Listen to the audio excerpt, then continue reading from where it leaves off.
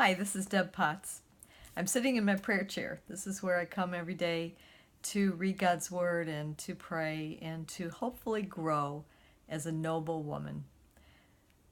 I love the book of Ruth.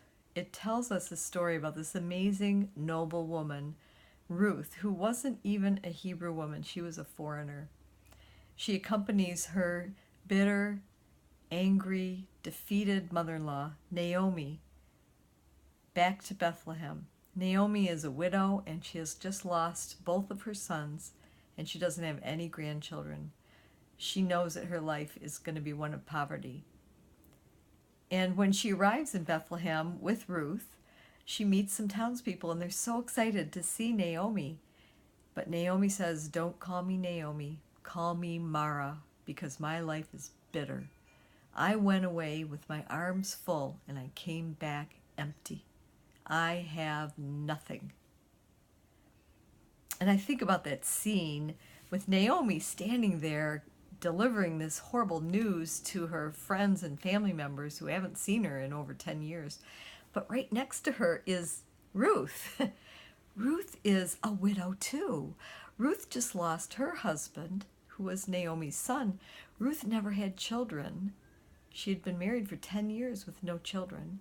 She left her family, her culture, her land to come to a foreign country.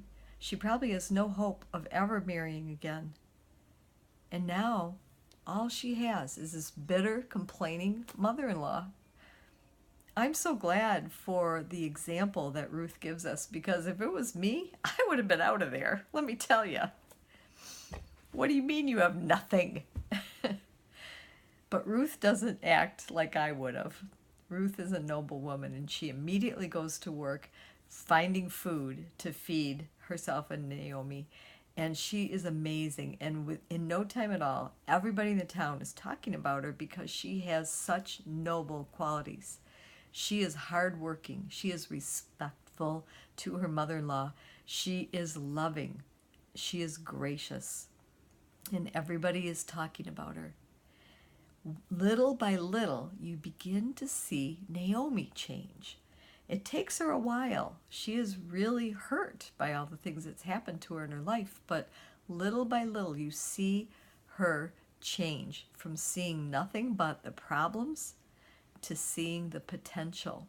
And she finally starts taking some action and starts to instruct Ruth on how to find a great husband. Ruth obediently follows every one of her steps and lands herself an amazing husband named Boaz, who is loving and kind, who loves God, who's a leader in his nation, and wealthy to boot.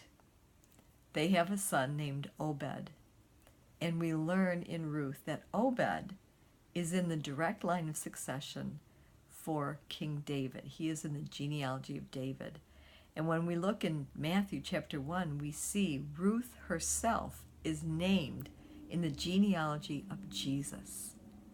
So this enormously influential, noble woman, Ruth, has changed things for Naomi. She changed things for us. We get to read the book of Ruth. We only have 2 books in the Bible that are named after women.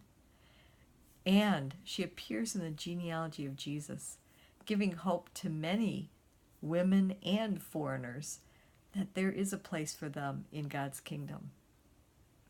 Noble women have enormous power and influence, and one noble woman can change a relationship. I've seen it happen in my own life, but only when I was willing to take responsibility for my responses in a prickly situation. Even if I didn't start it, I am responsible for my response. And like Ruth, if I can be humble and loving and gracious, I can change a relationship. I encourage you to read the book of Ruth and look for that story within the story about the relationship between this mother-in-law, daughter-in-law. You'll learn a lot about how to be a noble woman. I'm on a journey to become a noble woman, and I hope you are too.